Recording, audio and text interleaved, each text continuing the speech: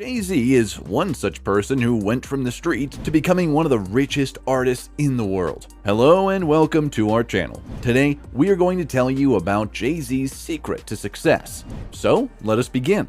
Jay-Z is an American musician and businessman who has achieved global fame for his groundbreaking contributions to hip-hop and his groundbreaking marriage to pop superstar Beyoncé. He's now one of the wealthiest Americans, but he didn't always ride a wave of fame and fortune.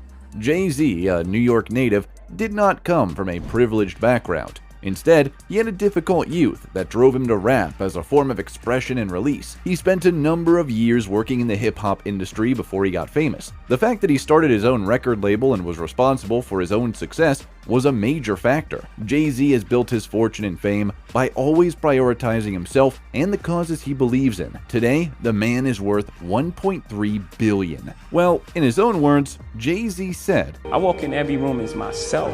I don't walk in any room as anyone else. I'm not cowering, I'm not speaking soft, my voice doesn't change, it sounds exactly the same way.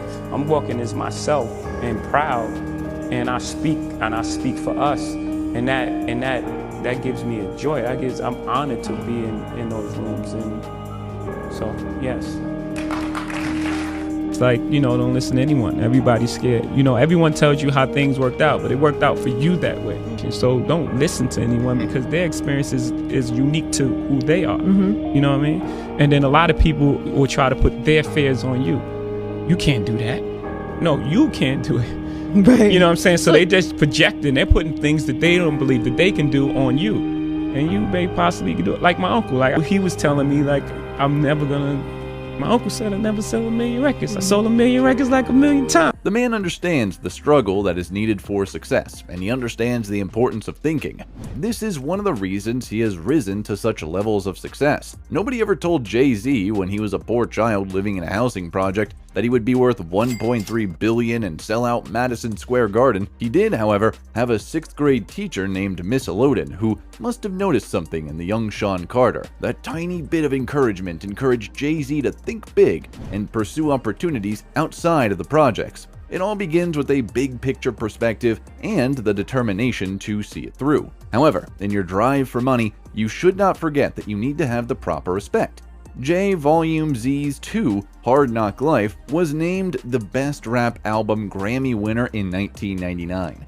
But he couldn't be located at the event that evening. Jay-Z had previously stated that he didn't attend the Grammys because he didn't think they gave the due respect to hip-hop. Jay didn't show up, even though doing so would have been beneficial to his career. Jay-Z obviously cannot stand being disrespected, and as a result, he is rarely treated poorly by others. It is important to recognize when it's okay to be assertive and demand respect from your coworkers. It will boost your charisma and get you greater respect from others. You've put in a lot of time and effort over the years, yet despite your efforts, your boss continues to mistreat you and the company continues to underpay you. What matters most is how you respond to these antics. If you put up with this disrespectful behavior, your coworkers will likely follow suit. If you respond to this contempt with clarity and firmness, though, your supervisor will understand you mean business and treat you with more respect. Oh, another thing that we learned from Jay-Z's story is that we should know how to handle rejection. Jay-Z was rejected by every major record label. What happened to his aspiration of making it big as a rapper? No, he instead decided to create his own record company. Although J Promotion Z's of Iceberg Apparel was driving record sales, the firm only offered him a token endorsement fee. The question is whether or not he took them up on their offer. No, he launched a rival fashion label, which he sold 10 years later for $200 million. It's incredible to watch Jay-Z get himself up after being knocked down.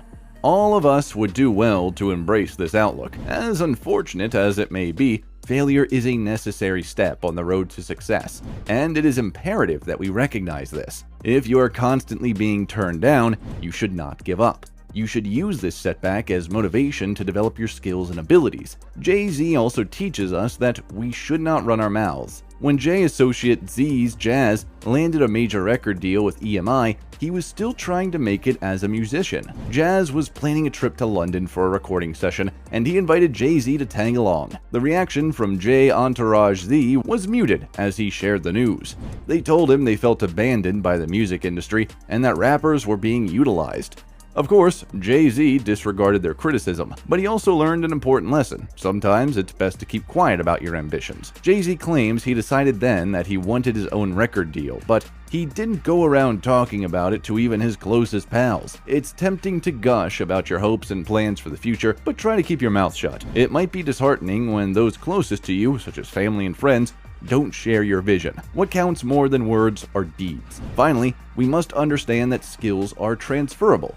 To my knowledge, Jay-Z did not attend an MBA program. That hasn't stopped him from starting companies worth $100 million and working as a co-brand director for Budweiser Select, though. Instead of going to school for a master's degree in business administration like his peers, Jay-Z honed his financial acumen on the streets. It's not surprising that he was able to transition smoothly into the multiple positions of an entrepreneur, given that he had already honed his skills in street-level sales, management, and advertising. We can learn from one another's varied backgrounds.